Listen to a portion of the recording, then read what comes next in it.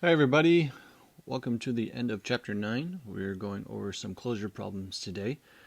It's always a good idea to try your best on these closure problems. As you know, the answers are already at the bottom of this page.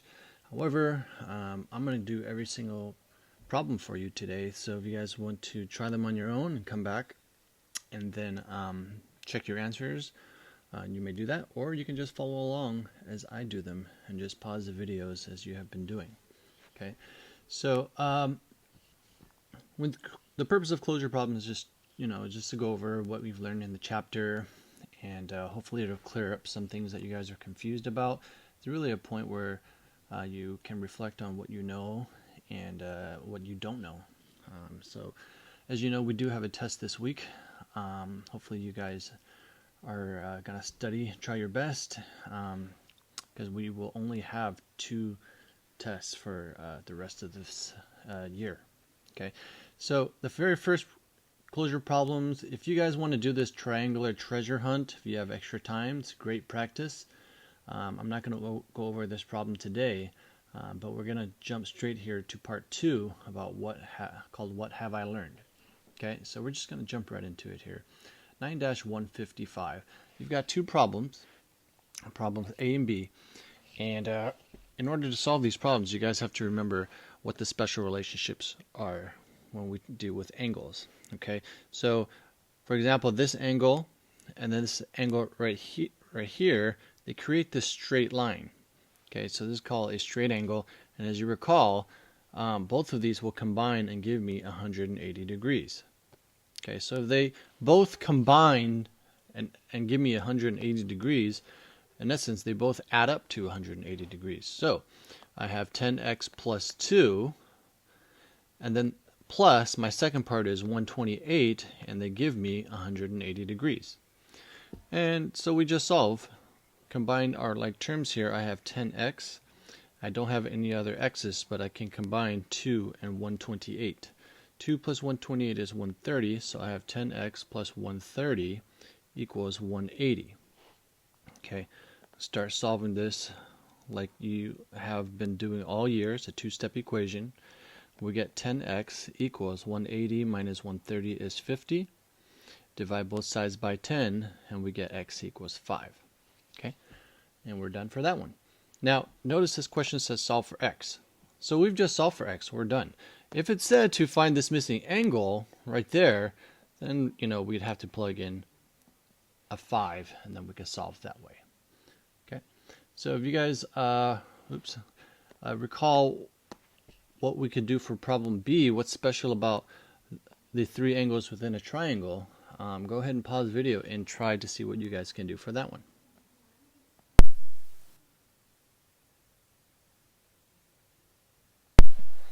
Okay, so hopefully you guys remember that the 3 angles within a triangle will also equal 180 degrees. So we'll just add them up, set them equal to 180 degrees. We've got 80 plus 65 plus x equals 180. So again, basically a 2-step equation at this point. We're going to combine 80 plus 65. We're going to get 145 plus x equals 180. And the last step, if we're going to isolate x, means we have to get rid of 145. Subtract that on both sides, x equals 35 degrees. Okay. All right, let's move on to the next problem. 1-56 says solve for x. So to solve for x here, let me see where x is. It's right there. That angle right there has a special relationship with another angle. You got to determine which one that special relationship is. What is that special relationship, and how can we use that to solve for that x variable? Okay, so pause the video, give it your best shot, come back when you're done. Alright, so the special relationship here, if you recall, these 2 angles, 5x plus 3 and the other one 128 degrees, those are called alternate interior angles. Remember, we have 2 lines, 2 parallel lines, right? Those 2 right there that are cut by this transversal, this line going across it. It's going to create alternate interior, right? They're both on the inside of the parallel lines and they alternate sides. So alternate interior angles are congruent. which means that they equal each other. So if they do equal each other, we just set them equal to each other, just like that. Then we just solve. Again, this is, at this point, just a two-step equation. We get subtract 3 on both sides. I get 5x equals 125. Then we divide both sides by 5. X equals 25 degrees. Okay. Problem B is a little bit trickier. See what you guys can do for problem B. We have this angle X over here on the outside, right? So see what you guys remember from when we have an external angle. Pause the video, come back when you're done. All right, in this situation, if you recall, we have the exterior angle. So we have what we call the exterior angle theorem. It's when the exterior angle, here angle X, equals the two angles that are not adjacent with this third angle. Okay, so basically the exterior angle equals the other two interior angles. And so we just have X equals 58 plus 23, and that's going to be 81 degrees. So if you recall, I can prove this to you guys to help you better understand this. If we know that all three angles inside the triangle, again inside, if that were a triangle, I can find that missing piece, right? Or that missing angle. In order to do that, let's just do this in red here. I will say question mark plus 23 plus 58 equals 180 degrees. You knew this. So question mark plus 81 equals 180. So if I were to solve for question mark, I subtract 81 on both sides, and I would get question mark equals 99 degrees. So this question mark up there, I'm going to change that to 99. Okay, so if that's 99 degrees, we knew that. We just solved for that. And then now we have, if I bring this angle back here, 99 degrees plus this unknown should give me 180 again, right? So what does X equal? If X plus what equals, or excuse me, X plus 99 equals 180, what's X going to be? Well, simple. Just do 99 minus 180, or excuse me, 180 minus 99, and we're going to get 81. Okay, so that's why 81, if X equals 81, so does 23 and 58. Okay, and that's what we did right there. All right, let's move on to the next problem. We got 9-157. Determine the length of side X. So we have a triangle now, a right triangle. And then it says give the answer in radical form and as a decimal. So we have a right triangle. Hopefully you guys remember you're going to use the Pythagorean theorem here. Pause the video, come back when you're done. Alright, so you recall the Pythagorean theorem is a squared plus b squared equals c squared. And your a and your b are your regular legs that form the right angle, and then your c is your hypotenuse. And your hypotenuse is always the side that is opposite from that right angle. Okay, so you got to identify where the right angle is, then draw the arrow directly across from it, and that's going to be your c value. So I have x squared plus 7 squared equals 15 squared. Right, so x squared plus 7 squared is 49, equals 15 squared is 225. Then I'm going to just subtract 49 on both sides. I get x squared equals 176. To isolate x and get x by itself, remember we're not dividing by 2 here. We're going to do the opposite of squaring, and the opposite of squaring is to square root. So we're going to square root, and I have to do it to both sides. Right, so that square root will cancel out that square, and therefore x equals the square root of 76. So that's the answer in radical form, the square root of 76. Now, as a decimal, you're going to have to estimate, right? So the square root of 176.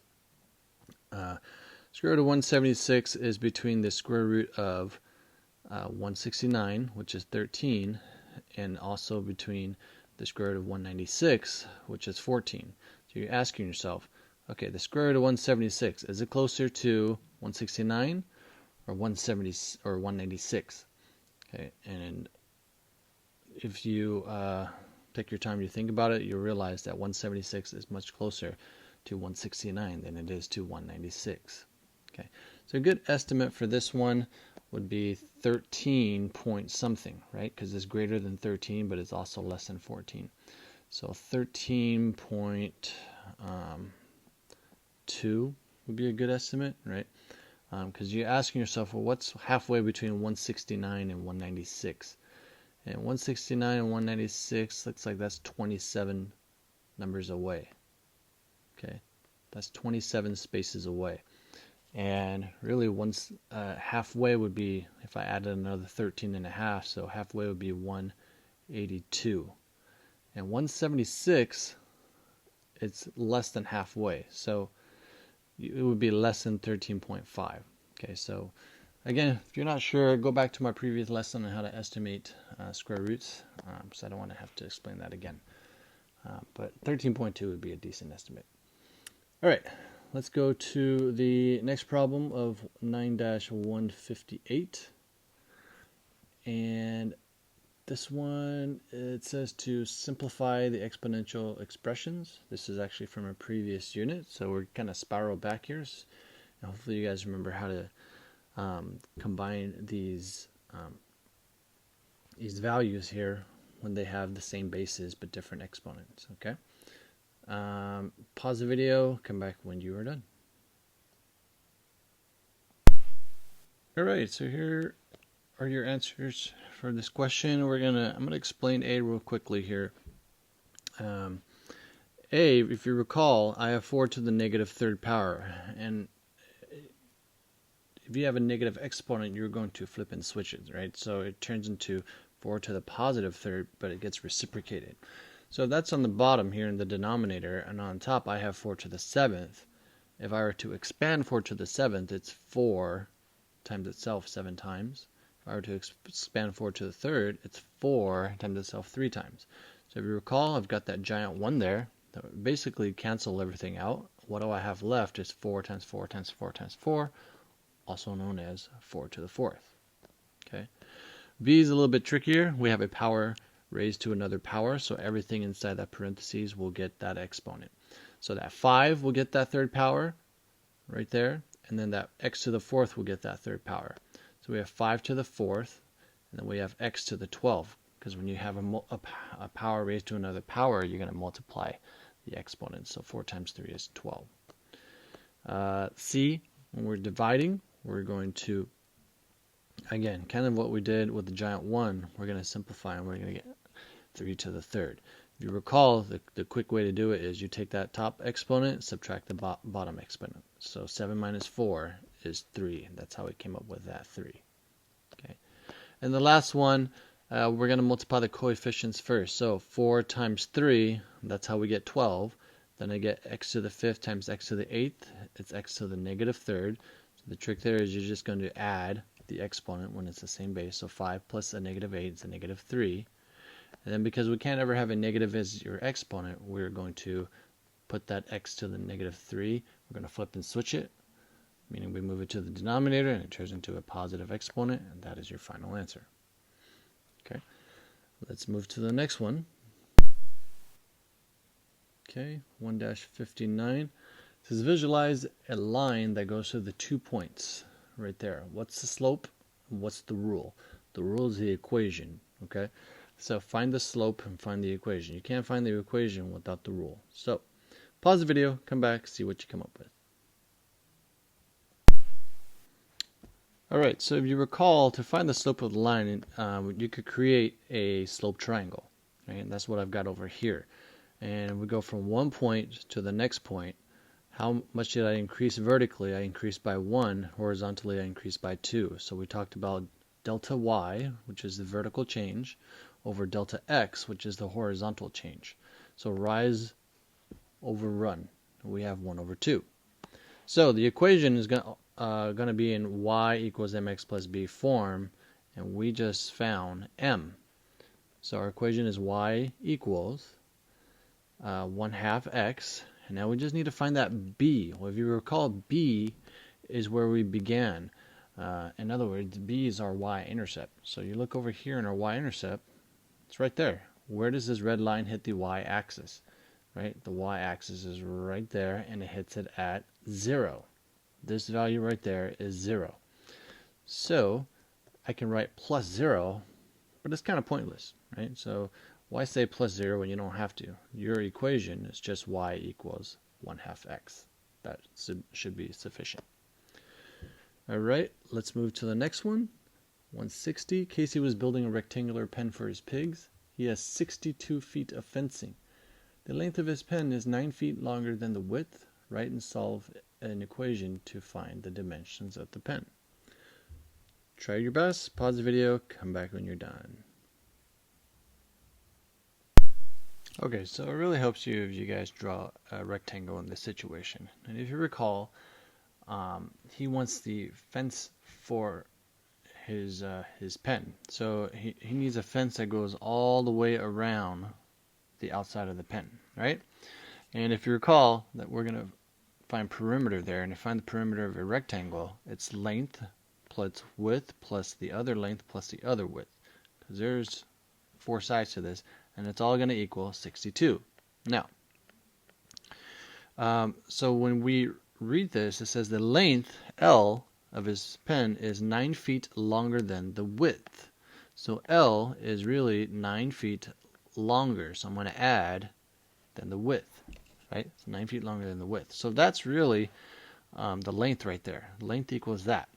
So what I have is 9 plus W plus this W plus another 9 plus W plus that W is going to equal 62, right? So if I were to rewrite this, I'll have 9 plus W, that's L, plus that W, plus another 9 plus W, plus my last W is going to equal 62.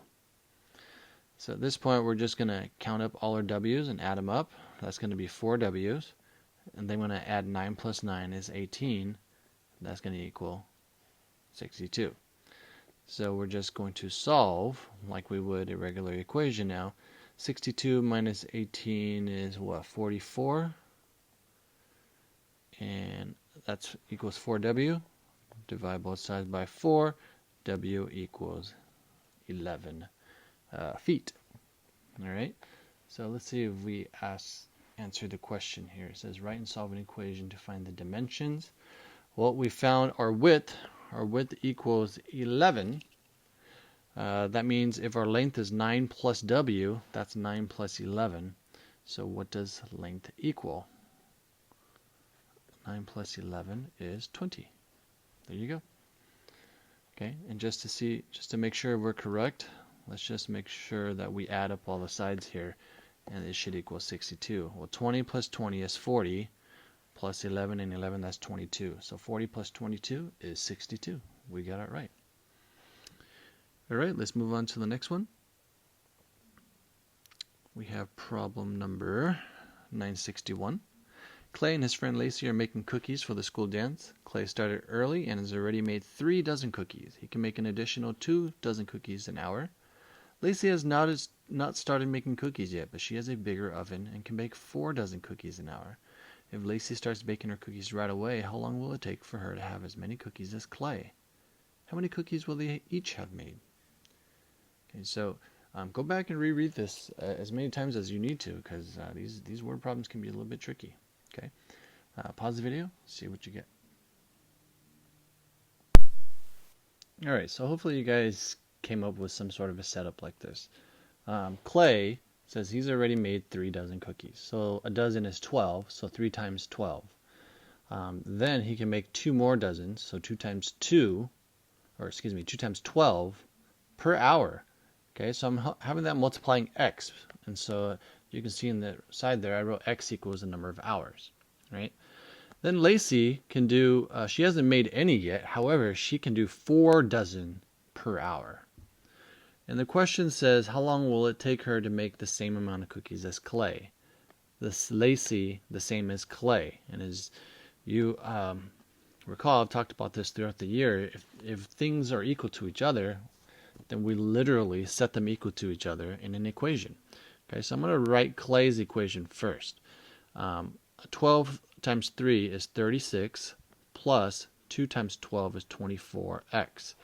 And we want to know when that equals Lacey's equation, or Lacey's amount. So 4 times 12 is Lacey, and that's 48. So we have 48x. And so there's your equation. And it's asking you how many cookies will they each have made. We're just going to solve for x here, and once we have x, we can substitute it back into the equation. Okay, so we have this equation here. I have x's on both sides. If you recall, I've told you all year long to get rid of the smaller x value. So 24x is smaller than 48x. So I'm going to get rid of that by subtracting, because that's the opposite of adding, right? The inverse property.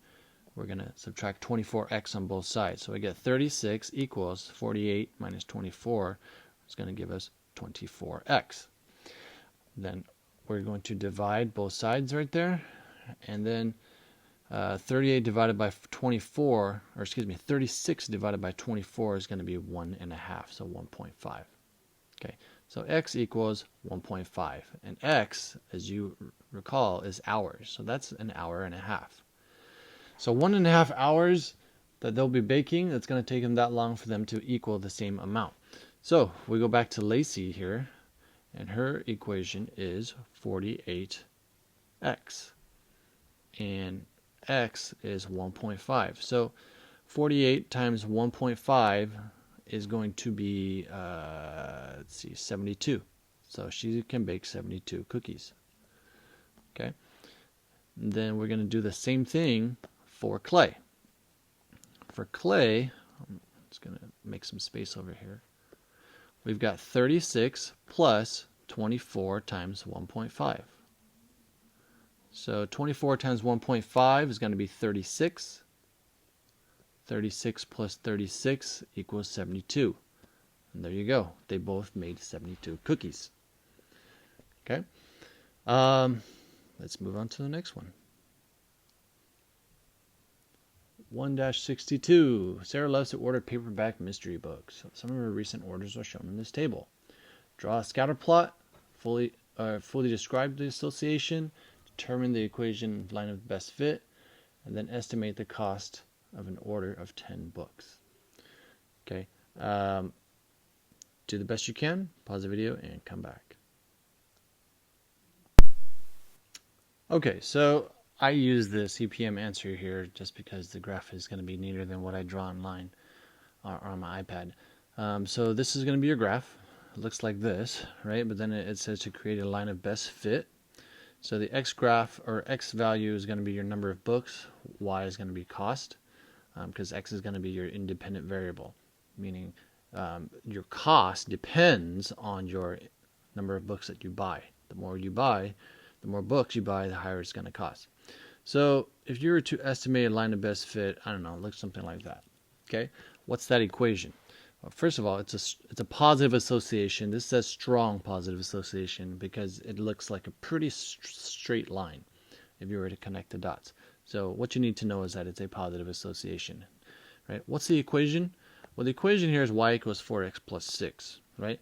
That 6 is right there. That's going to be your y-intercept right there. And then your slope is 4. The slope of 4 means if I were to do a slope triangle, I went up 4, right? If that's 6 right there, well then I got up to 10, so that's rise 4, and then run 1, because that's 1 right there, right? Notice I don't have to write that 1. You guys should know, because if that's 2, that's 4, well that's going to be 3, and that's going to be 1. So 4 over 1 is my slope, also known as 4, and there's that equation. And the last equation is, well, how much is it going to cost to buy 10 books? Well, books is going to be your x value. So I have 4 times 10 plus 6. 4 times 10 is 40, plus 6 is 40. Excuse me, $46. Okay. All right. Let's go back here. And it looks like we're done. If you guys want to do a 9-163, just as kind of a reflection on what you know or how well you've done for those problems today. It's a good measure of how much or how ready you're going to be for the test this week. Okay. As always, shoot me an email if you have questions. Otherwise, I will see you guys soon. Have a great day.